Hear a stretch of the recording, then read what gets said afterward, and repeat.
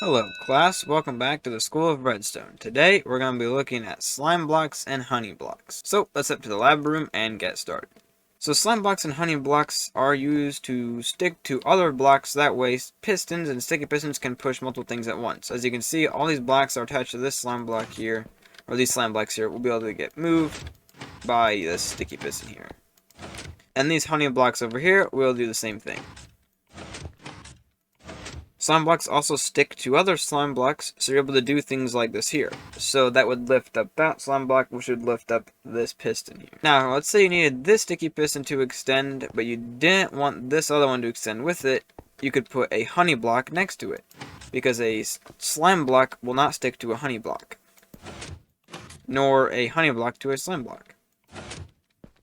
And if you look at a honey block, you will notice that it's kind of lighter right here, and then it gets darker right here. That's because a honey block is not actually a full block. As you can see, I can like stand around the side of it here, like this.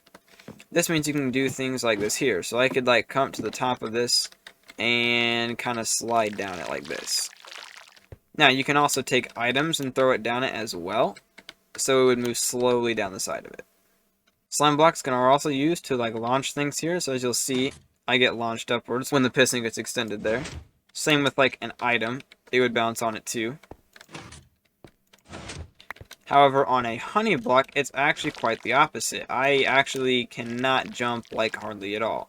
If I flip this lever, nothing happens. I'm just stuck to the honey block.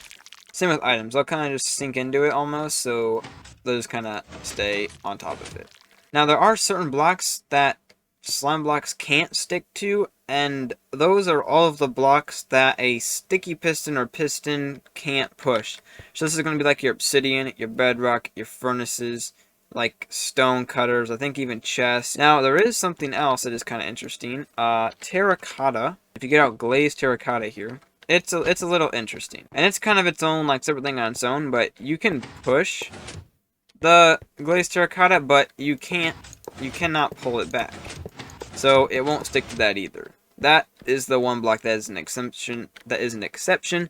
Is you can push that, you just can't pull it.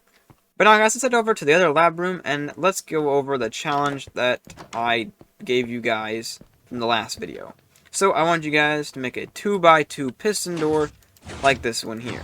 And now I'm gonna go ahead and tear down all this and kind of show the solution here. So all it is 2 sticky pistons over here, 2 sticky pistons over here with some blocks in front of those, and then there's a 2x2 gap in between them. So then I ran a redstone line on top of each of the sticky pistons here, because in the previous video I said that when you power the top piston here, the one below it will also be powered. So then you can just have something set up like this, power that redstone line, and they'll both be activated. Now here's the next challenge I want you guys to do. So the previous challenge was, a simple 2x2 piston door. But now I want you guys to make a 2x2 flush piston door. So it'll look something like this here. So it's completely flush with the wall. The last one had an indent in the wall, so you could kind of like stand inside of it. If you want to see the solution to this, make sure you subscribe, because I'll be going over it in the next video.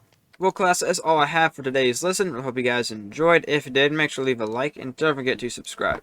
But guys, have a great day. Also guys, in the next video, I'm going to be going over observers. So make sure you subscribe if you want to see that. But guys, have a great day. Don't forget to stay cool, and I'll catch y'all on the next one.